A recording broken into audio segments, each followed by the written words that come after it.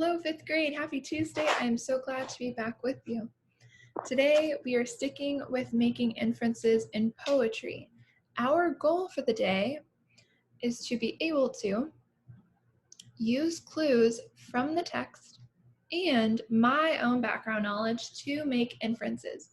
Remember, in order to use the clues from the text, we're going to use text evidence, the things we actually see in the text that the poet put there for us.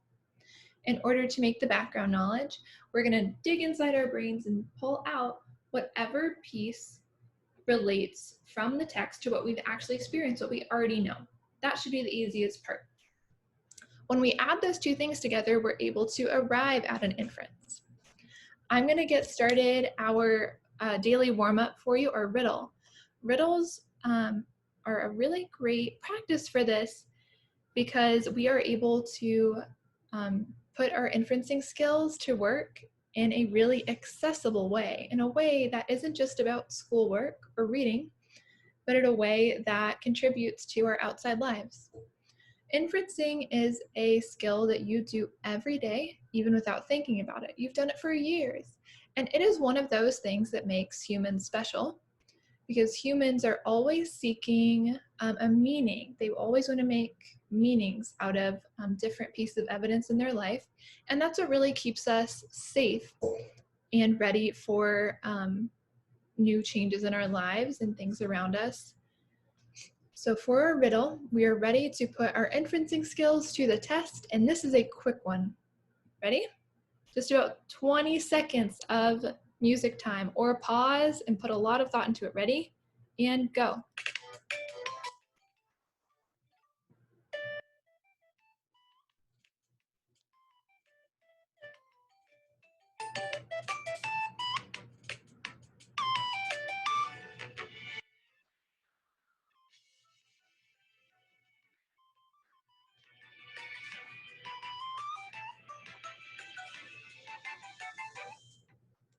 Alrighty, figured out?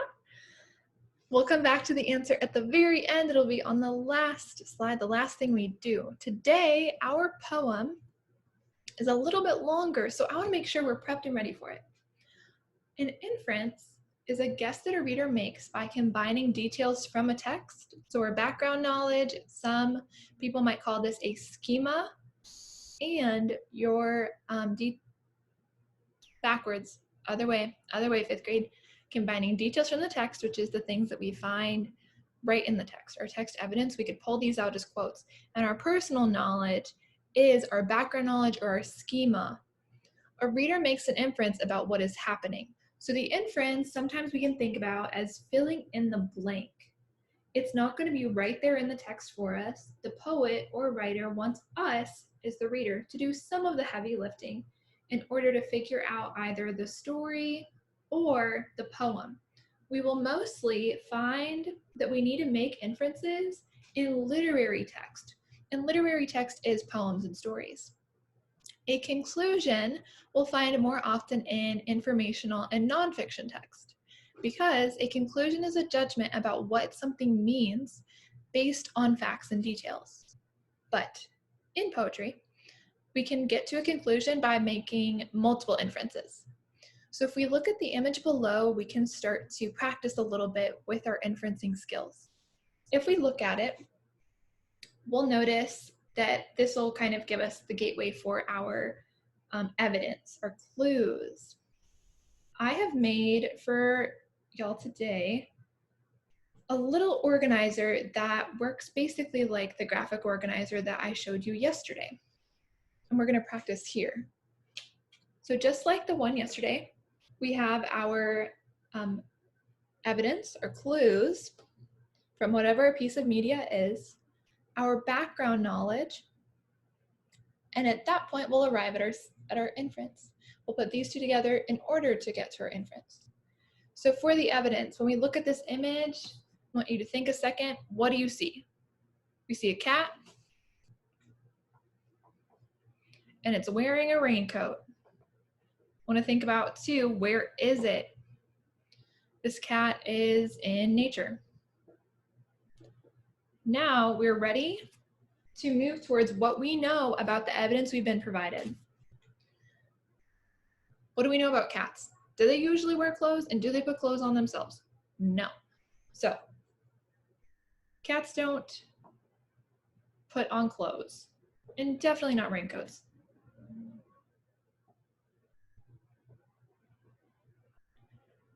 But who does wear raincoats? People.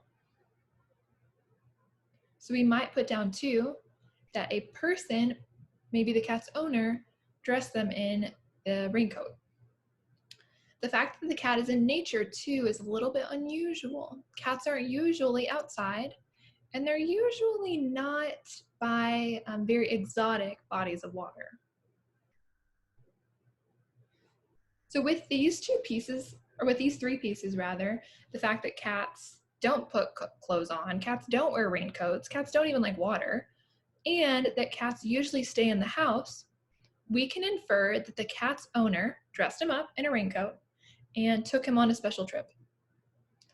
Even though our inference wasn't something that the photographer or whoever created the content was put directly for us, we had to work as the kind of consumer in order to fill in those blanks, in order to get there. Okay, ready for a poem? Our poem is kind of a hint about tomorrow's poem. Our poem today is by a poet who used to be a teacher, and her name is Sarah Hallbrook. The title of the poem is Taking One for the Team. We practiced together, sweat and stained. We pummeled each other and laughed off pain. Teams may disagree, may tease, may blame. Teams may bicker and whine, but get down for the game. You had my back, we fought the fight, and though our score last night was less last night, we're walking tall. Our team came through and stuck together like crazy glue. I'm proud to say I lost with you. First, before we start dissecting and analyzing the poem, I want you to think about if you liked it. Whenever we're reading for school, I want you to bear in mind that being a reader isn't about being able to identify the main idea and key details and being able to summarize and pull out the inferences and conclusions. Those are just skills that make us better readers. The reason why we read is to enjoy it and pass on that experience to other people. For our inference, we are going to start with the graphic organizer that we used yesterday. I'm going to type on it so that you all are able to work with me.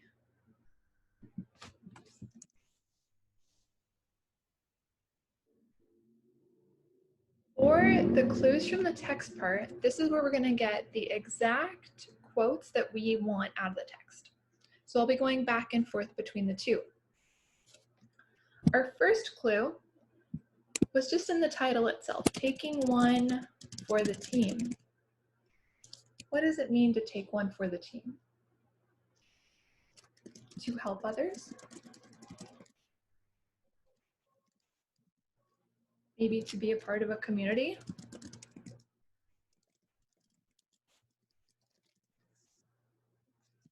Let's move on to our next one. I want to try to get one from each section of the poem.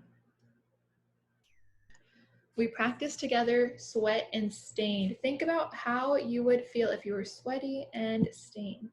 What would that mean? Why would you be sweaty and stained? Maybe you worked really hard? Make sure I get this just right. Sweat and stained. Perfect.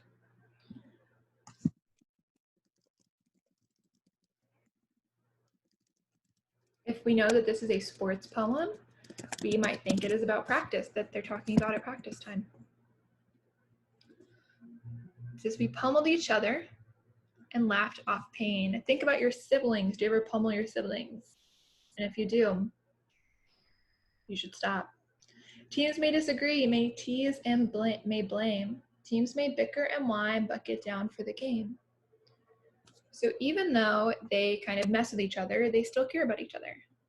At this time, I want to use an entire section of my poem right here in order to put down the background knowledge that even though sometimes if we're really close with people, we might mess with them, might tease them, joke around with them, but we ultimately do still care a lot about them.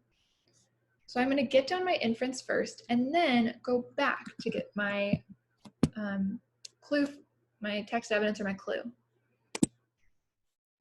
They mess with each other, even though they care about one another.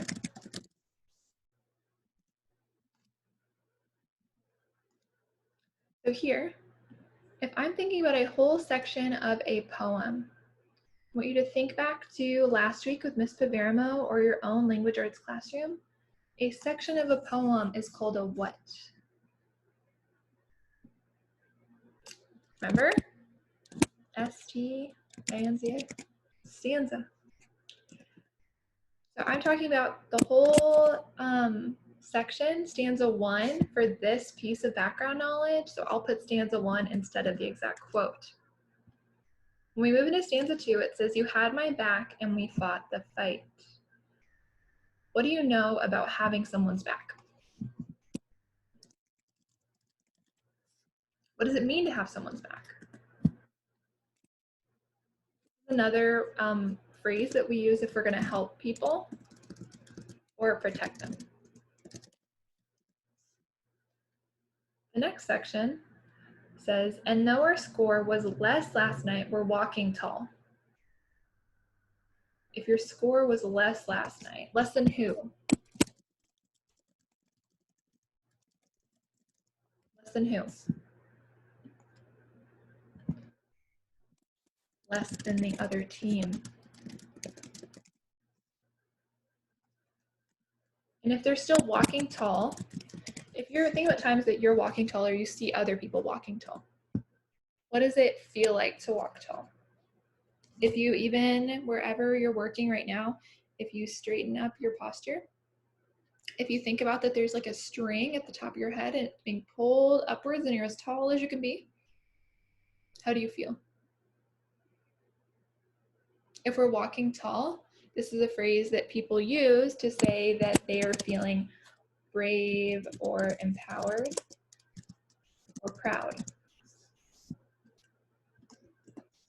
Our last little bit is, "Our team came through and stuck together like crazy glue. I'm proud to say I lost with you." If they stuck together like crazy glue, what do we know about crazy glue? Crazy glue is it's a brand like Gorilla Glue or Super Glue. What do those things do? They bond. If you're going to use sticky glue, or crazy glue, it's not going to come apart. It's going to stick together. Won't come apart. Now that we have all of our clues from the text and our text evidence and our background knowledge, we are ready to make our inferences. So we'll go just down the line. For the first one, taking one for the team, and we add that with "to help others to be part of a community," we can infer that the team is a community.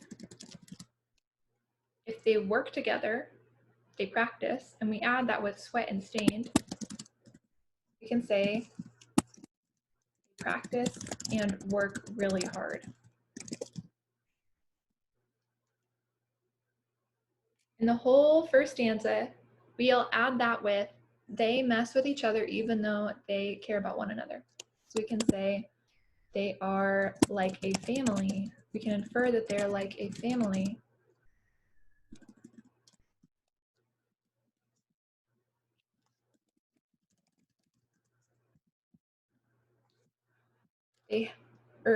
The text said, "You had my back."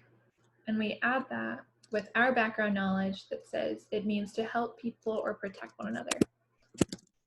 They are caring about one another. If their score was less last night and it's less than the other team, that's going to mean that they lost the big game.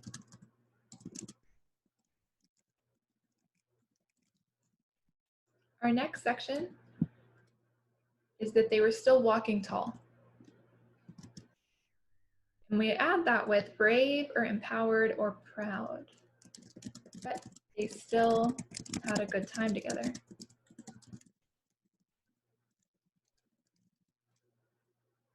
They even, in the text, said that they stuck together like crazy glue. And that means they have a strong bond. We're going to move down to our conclusion section of the graphic organizer. What I'll do is copy my inferences and paste them into this section so that we can get it into a nice and clean sentence or two. A conclusion is quick and easy. So the team is a community that practices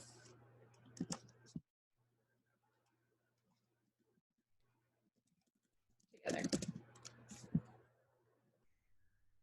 I'm going to swap this out so I can get the other statement here in and say the team is like a family that practices and works hard together.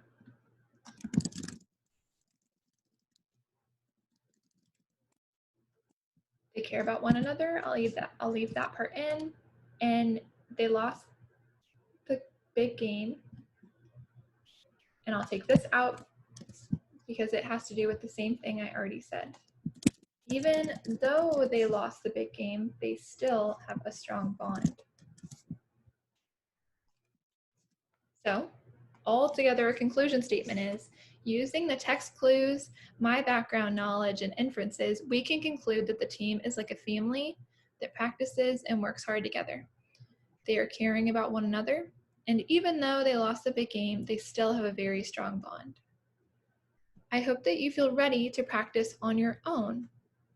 As you get started, I want you to remember that good readers make inferences in order to fill in the blanks.